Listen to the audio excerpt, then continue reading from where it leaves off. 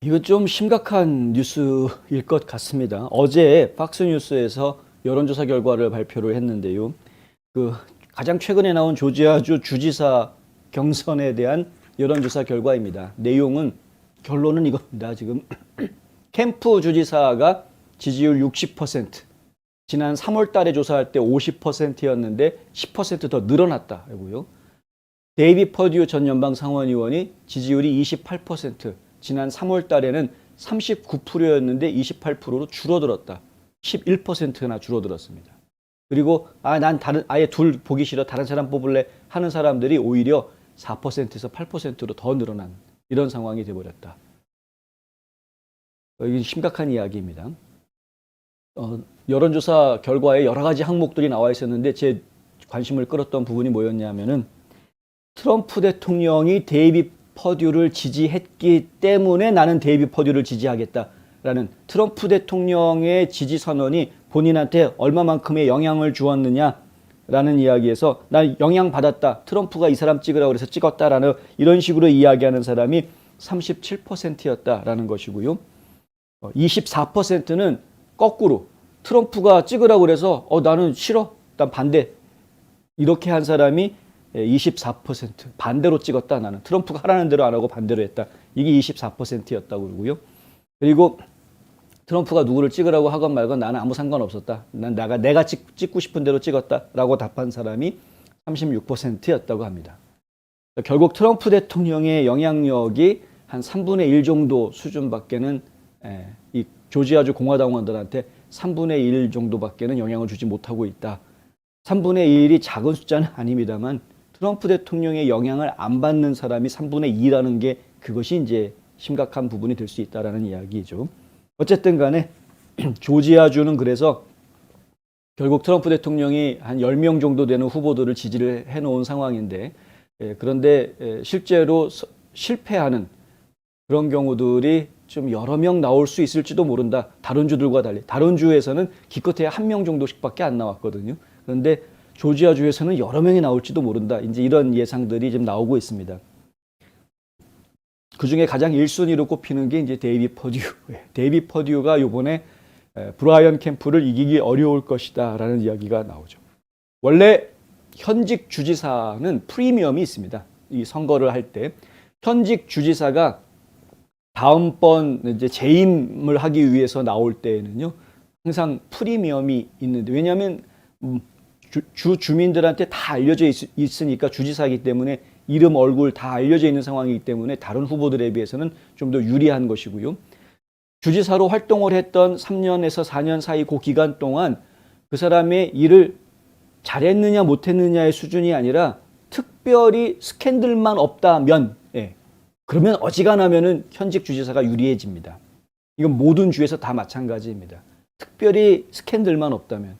그러니까 현직 주지사가 재임을 못하는 가장 1순위 이유가 스캔들입니다. 여자 스캔들이든 돈 스캔들이든 하여튼 스캔들이 벌어지면은 그게 무너지지만, 그렇지 않은 경우에는 거의 대부분 연임을 하는 것이 일반적이기 때문에, 이번 지금 브라이언 캠프 주지사 같은 경우에는 스캔들이 날 수가 없습니다. 나지를 않았습니다.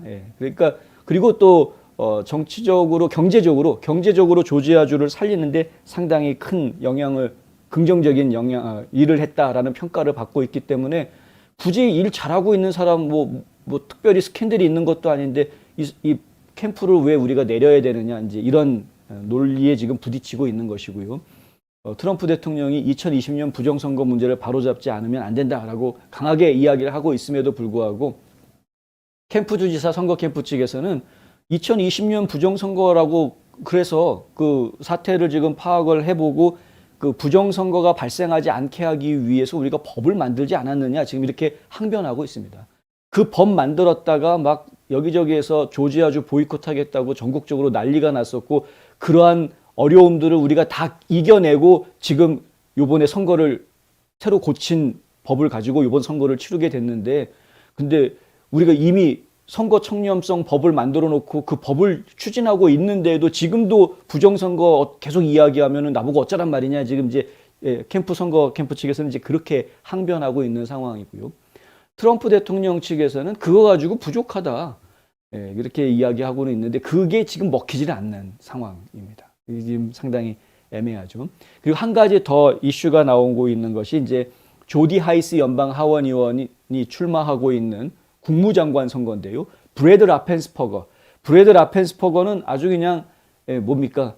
이 부패 덩어리로 아예 낙인이 찍혀져 있는 인물 아닙니까?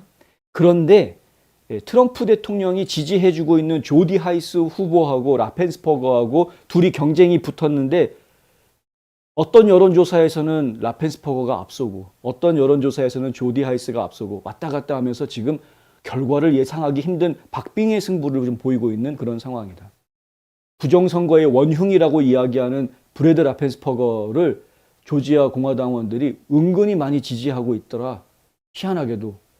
그 이유가 뭐냐 했더니 조디 하이스 연방 하원 의원이 얼굴이 너무 안 알려져 있다. 인지도가 없다 하는 이야기가 지금 나오고 있고요. 그동안 이제 10지구 연방 하원 의원인데 10지구 자체가 지금 도심권에서는 벗어난 시골 지역이었기 때문에 10지구 연방 하원 의원에 대해서 조지아주 전역에 있는 다른 사람들이 잘 모르고 있었다 하는 이제 부분이 하나가 이야기가 나오고 있고요. 그리고 실제로 토론을 붙여봤는데 토론하는 상황에서 보면은 라펜스퍼거는 뭐 왜 이렇게 할 말이 많은지 그냥 계속 소리를 높여서 이야기를 하는데 하이스 의원은 공격하는 것 같으면서도 굉장히 점잖게 공격을 하는 그런 모습들을 보여주면서 어쩜 이렇게 약간 좀 부족한 것 같다는 느낌이 들게 하는 애매한 부분들이 좀 있기는 있었다. 공격의 내용은 상당히 좋은 내용으로 공격을 하긴 했습니다. 브래드 라펜스퍼거의 책임론에 대해서 이야기하는. 근데 이게 지금 한 가지 발목이 잡혀져 있는 것 같은 그런 느낌을 주는 경선이 되어져 있고요. 여기에서 브래드 라펜스퍼거의 잘못을 정확하게 딱 넌 나쁜 놈이야 라고 확실하게 못 해놓으니까 거꾸로 그 영향이 이 캠프한테까지 넘어가는데 사실 선거에 대해서는 국무장관인 라펜스퍼거가 모든 책임을 지고 있는 거였지 캠프는 사실 뭐 어떻게 할 수 있는 게 없었다. 이 논리가 지금 교묘하게 공화당원들 사이, 조지아주 공화당원들 사이에서 다 먹혀 들어가기 시작하는 겁니다. 라펜스퍼거는 나쁜 놈인데 캠프는 어찌 할 수 없었구나. 헌법을 주 헌법상 월권을 할 수 없으니까 어쩔 수 없었구나. 이런 식으로 오히려 캠프한테 더 인정해주게 되는 영향을 주는 그런 상황이 돼서 라펜스퍼거가 욕을 먹으면 먹을수록 캠프는 오히려 더 올라가는 뭐 이런 또 현상들까지 나타나고 있는. 어쨌든 지금 다음 주 화요일인데 얼마 남지 않았는데 조지아 그리고 내일이 이제 사전선거 마지막 날이죠. 근데 조지아주에서는 지금 캠프 주지사의 당선이 지금 상당히 유력해 보이는 이런 상황으로 지금 전개가 계속되고 있다. 트럼프 대통령이 초기에는 이 퍼듀 상원의원을 지지하는 유세를 갖기도 하고 상당히 이제 목소리도 높였고 또 브라이언 캠프 주지사에 대해서 네거티브 광고까지 내가면서 상당히 많은 도움을 주었는데 한동안 좀 조용했었죠. 각 주마다 돌면서 지금 다 예비선거가 하나하나 시작이 되니까 각 주에 또 다른 후보들 지지해주고 있는 것들 챙겨주다 보니 지금 이제 데이비 퍼듀를 챙겨주는 걸 요즘 좀 소홀했던 건 사실입니다. 근데 그 사이에 지금 또 지지율이 떨어지고 있어서 과연 지금 며칠 사이에 얼마나 이걸 돌려놓을 수 있을지 지금 모르겠습니다. 트럼프 대통령이 아무리 지지를 한다고 해도 지역 정서가 그래도 이 사람이 우리 주지사 해야 돼 하면 어쩔 수 없는 것이고 아까 설명드린 대로 스캔들이 없는 주지사들은 보통 재임하는데 큰 문제가 없기 때문에 일반적으로는 지금 이 부분은 지금 조지아가 발목이 잡혀 있는 상태다. 근데 캠프 주지사뿐만이 아니라 지금 뭡니까? 라펜스퍼거 선거도 지금 좀 이렇게 딱 걸려져 있는 확실하게 이길 수 있다 이런 상황이 아닌 그런 상황이고 또 한 가지 문제가 되고 있는 부분이 그 버넌 존스인데요. 버넌 존스는 원래 민주당원이었다가 트럼프 대통령 지지한다고 선언하고 공화당으로 당적을 옮겼죠.